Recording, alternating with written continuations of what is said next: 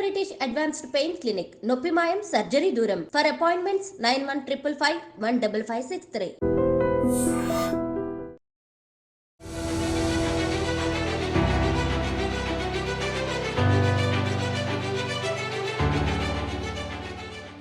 అందరికీ నమస్కారం. నేను Swaroopa Potlapalli. Welcome to I dream. Vajedu SI Rudrarapu Harish suicide కేసులో అనేక సంచలన విషయాలు బయటకు వస్తున్నాయి. ఒక అమ్మాయి ఆయన్ను ఇన్స్టాలో ట్రాప్ చేసి పెళ్లి చేసుకోమని వేధించడం వల్లే ఆయన సర్వీస్ రివాల్వర్ తో పేల్చుకుని చనిపోయారు అనే విషయాలు బయటకు వచ్చాయి. అయితే అదంతా నిజం కాదు అంటోంది ఆయన్ని ప్రేమించిన అమ్మాయి. మన ఇద్దరు పెళ్లి కావాలంటే రెండు ఆ రెండిట్లో ఏదో ఒక మార్గం చూసి చేసుకోవాలి. ఇప్పుడు చచ్చిపోవన్నావు కదా, నా ఇష్టం అన్నావు కదా, అదే చూసి చెప్తా. ఇప్పుడు నేను చెప్పింది ఒకటి రెండు విషయాలు. రెండిట్లలో నీ రెండే ఏ ఆప్షన్ చేసుకున్నా, రెండిట్లలో ఏ ఆప్షన్ చూస్ చేసుకున్నా ఖచ్చితంగా మన ఇద్దరు పెళ్ళి అవుతుంది. ఏంటిది చెప్పినా నాకు ఏం చెప్పినావు? ఇప్పుడు నాకు వీడియో కావాలి, వీడు నన్ను మోసం చేసిండు, ఇంత పెళ్లి కావాలని కూర్చున్నా అంటే అవుతుంది. ఏడ కూర్చోవాలి నేను? మా ఆఫీసర్ దగ్గర కూర్చో, ఇక్కడ నా స్టేషన్ దగ్గర వచ్చి కూర్చో, మా ఇంటి దగ్గర నన్ను కూర్చో. రెండు ఇష్టంతో చేసుకోవాలనుకుంటే మీ ఇంట్లోకి వెళ్ళి ఒప్పించి వాళ్ళని తీసుకుని వచ్చి మా ఇంట్లో మాట్లాడిస్తే నేను కూడా మా ఇంట్లో చేస్తే అప్పుడు ట్రై చేస్తాను ఒప్పించడానికి. సపోజ్ మా ఇంట్లో వాళ్ళు వచ్చిర్రు, మీ పేరెంట్స్ ఒప్పుకోలేదు, అప్పుడు నువ్వేం చేస్తావు? ఒప్పించడానికి ట్రై చేయాలి. ఉన్నది ఎందుకు ఇద్దరు? అరే అట్లా కాదు కదా, నా ఫ్యామిలీ నేను ఒప్పించుకుంటా, నీ ఫ్యామిలీ ఒప్పించుకో. మరి కాల్లో ఎలా పట్టుకొని ఒప్పించుకోవాలి. మా వాళ్ళు పట్టాలా? నువ్వు నేను దానికి రెడీ. మరి నువ్వు రెడీయా? మా వాళ్ళు అయితే పట్టరు.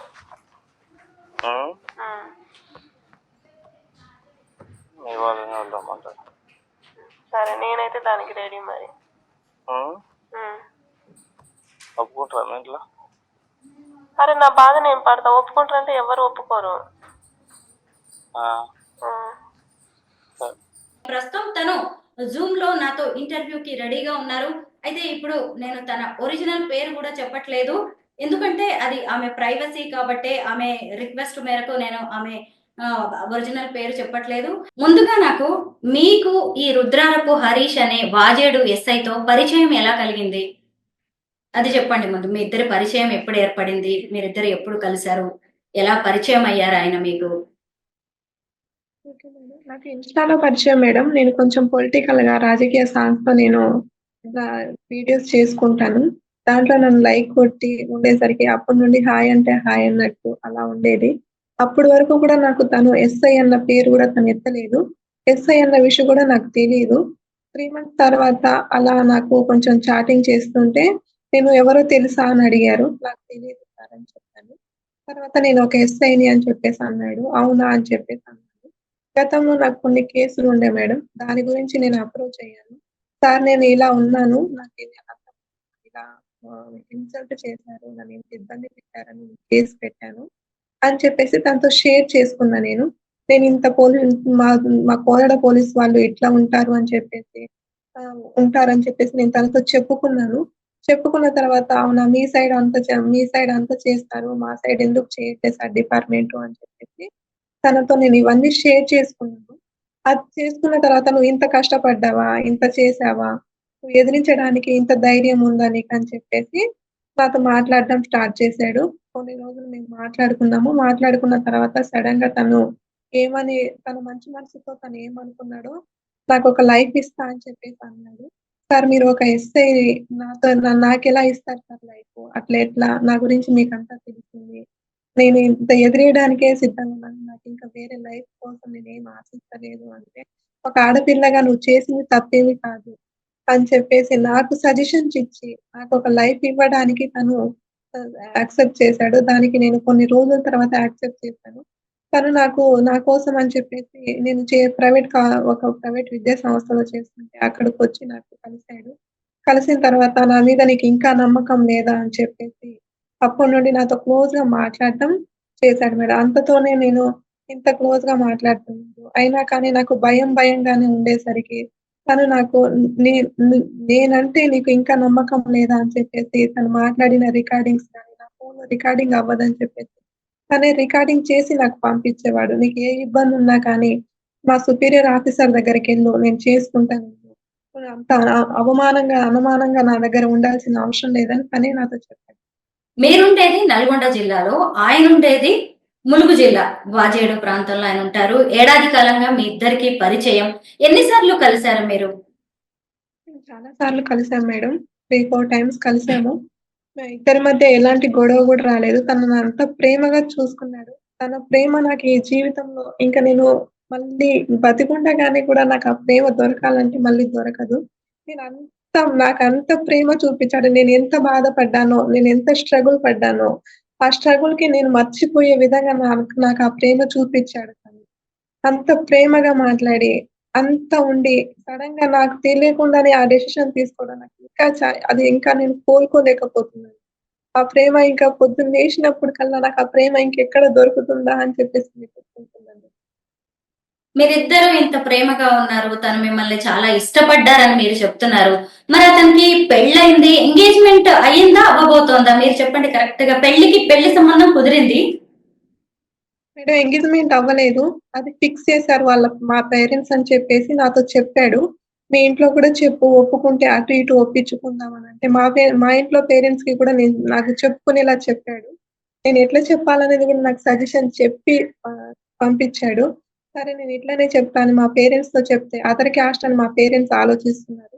నువ్వు ఒకసారి మాట్లాడితే మన ఇద్దరికి ఓకే అవుతదని కూడా మేము ఇద్దరం తర్వాత ఇటు ఒప్పుకోతారో లేదో తెలియక వాళ్ళ పేరెంట్స్ మీ పేరెంట్స్‌తో మా పేరెంట్స్‌తో మనం ఇద్దరం వెళ్లి మాట్లాడదాం. కాల్లో వేళ్ళో పడి మాట్లాడదాం అని చెప్పేసి తనే నాకు మంచి సజెషన్ చెప్పారు. ఇలా కూడా ఒప్పుకోకపోతే సుపీరియర్ ఆఫీసర్ దగ్గర వెళ్లి కూర్చో, లేకుంటే మా ఇంటి ముందుకెళ్ళి కూర్చో, లేకుంటే నా పోలీస్ స్టేషన్ దగ్గరకొచ్చి వీడియో చెయ్యి. మన ఇద్దరికి పెళ్లి అవుతదని చెప్పేసి కూడా చెప్పాడు. అది కూడా నా దగ్గర రికార్డింగ్స్‌తో సహా ఉన్నాయి మేడం. నాకెప్పుడు కూడా తను అవాయిడ్ చేసినట్టుగాని, నేను నిన్ను చేసుకోను అన్న పదం గూడా నా దగ్గర ఎప్పుడూ మాట్లాడలేదు తను.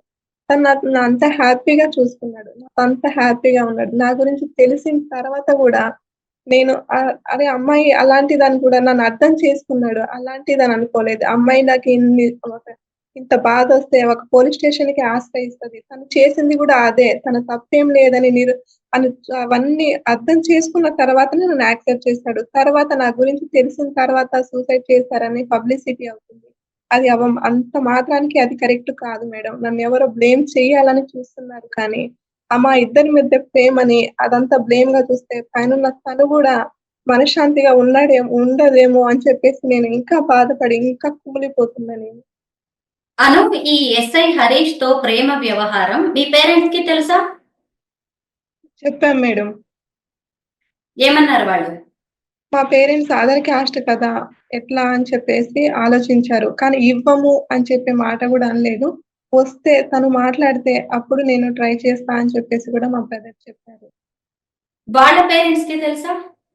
వాళ్ళ పేరెంట్స్‌కి చెప్పాము అన్నారు. వాళ్ళు ఒప్పుకోలేదని చెప్పేసి నాతో మొన్న రీసెంట్‌గానే చెప్పారు. ఎంగేజ్‌మెంట్ ఫిక్స్ చేసుకున్నారు. ఆ ఎంగేజ్‌మెంట్ ఫిక్స్ చెయ్యక ముందే నువ్వొచ్చేస్తే మనమిద్దరం పెళ్లి చేసుకుందాం. అట్లా ఒప్పుకోకపోతే మా నా పోలీస్ స్టేషన్ దగ్గరకొచ్చి నువ్వు వీడియో చేయమని సజెషన్ చెప్పింది కూడా నాకు తనే. అంత మంచి సజెషన్ ఇంకొక ఎస్ఐ అయితే చెయ్యడు మేడం నాకు తెలిసి. అను ఇంకొక విషయం, ఆయన ఒక ఎస్ఐ చదువుకున్నారు. అలాంటి వ్యక్తికి తెలియకుండా బలవంతంగా పేరెంట్స్ పెళ్లి సంబంధం కుదిర్చే అవకాశం ఉంటుందని మీరు నమ్ముతున్నారా? మేడం నాకు చెప్పిన మాట అయితే ఇది. వాళ్ళు ఒప్పుకోవట్లేదు అని చెప్పేసి అన్నారు. ఇంటర్ క్యాస్ట్ ఒప్పుకోవట్లేదు అన్నారు. అందుకే మనమిద్దరం కాల్లో ఏళ్ళో పడి ఒప్పించుకుందాం అన్న మాట కూడా తను చెప్పింది కూడా రికార్డింగ్‌లో ఉంది మేడం. తను ఒక ఎస్ఐ. నాతో ఇంత నా దగ్గర ఫోటోస్ గూడా ఉన్నాయి. నేను ఫోటోస్ కూడా మీకు సెండ్ చేస్తాను. ఆ ఫోటోస్‌లో తను ఒక ఎస్ఐ ఉండి గూడా నన్నెక్కడైనా నెగ్లెక్ట్ చేసినట్టు గాని, నాతో ఎక్కడైనా క్లోజ్ లేనట్టు గాని ఉంటే, నేను అతని మీద అరే! నన్ను చేసుకోడు జస్ట్ నన్ను మాట్లాడి ఇంతవరకే ఉంటాడు అని నేను ఆలోచించేదాన్ని. కానీ తన ప్రేమ నాకెక్కడా తగ్గించలేదు. తనెంత క్లోజ్‌గా నాతో ఫోటో దిగేటప్పుడు గూడా నాకు భరోసాగా దిగింది ఆ ఫోటో. నేను నమ్మడం లేదు అనే ఆలోచనతోనే నాకు ఆ ఫోటో దిగి పంపించింది. తన ఫోన్‌లోనే దిగినాం మేము. ఆ ఫోటోస్ గూడా తన ఫోన్‌లోనే దిగితేనే ఆ ఫోటోస్ నాకు వాట్సాప్ మెసేజెస్ ద్వారా సెండ్ చేశాడు. అలాంటి పర్సన్‌ని నేను ఎట్లా నమ్మకుండా ఉంటాను మేడం? ఆ ఆ రోజు ఆయన ఫోటో సూసైడ్ చేసుకోవడానికి ముందు రోజు ఏం జరిగింది? మీరు ఆ రిసార్ట్స్ కి ఎందుకు వెళ్ళారు? మీరు ఆ రోజు ఏం జరిగిందో మొత్తం మీరు వివరించండి. తను అలా చెప్పేసరికి అంతకుముందు నక్సల్స్ వచ్చి తన పోలీస్ స్టేషన్ పరిధిలోనే ఇద్దరిని హతం చేశారు.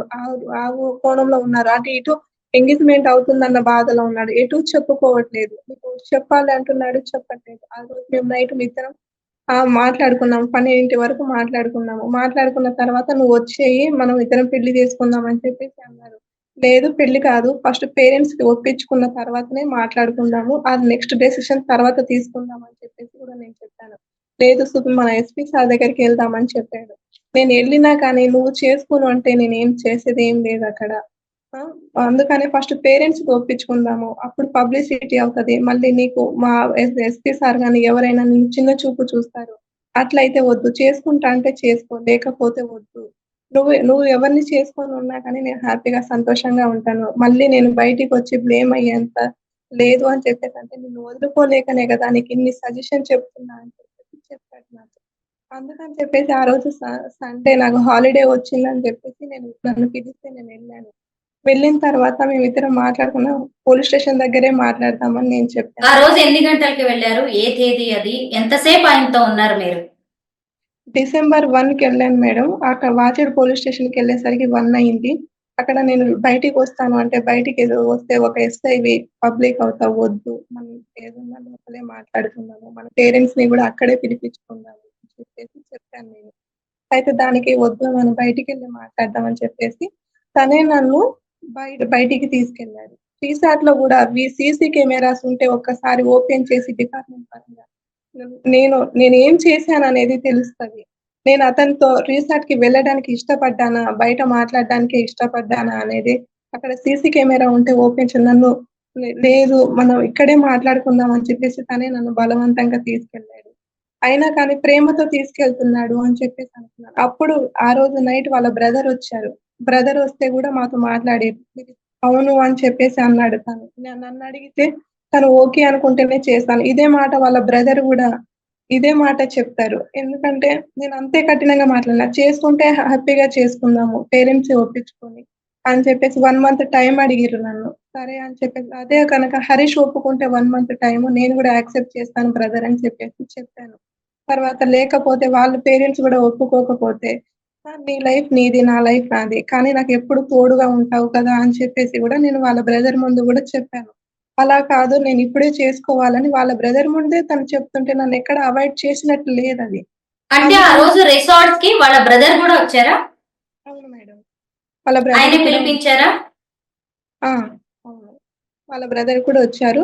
నైట్ గూడా మేము మాట్లాడుకున్నాము. మాట్లాడుకున్న తర్వాత మార్నింగ్ గూడా మార్నింగ్ వరకు గూడా నాతో చాలా ఇష్టంగానే ఉన్నాడు. మేమెంత ఇష్టం అంటే తను నాతో ఎప్పుడు ఉండేటట్టే ఉన్నాడు గానీ, కొంచెం కూడా నన్ను నువ్వు నాకు వద్దు అన్న పదం గూడా నాకెప్పుడు యూజ్ చేయలేదు. ఇంత ఎంగేజ్‌మెంట్ ఫిక్స్ అవుతున్నా కానీ, నువ్వు వద్దు నేను చేసుకోను.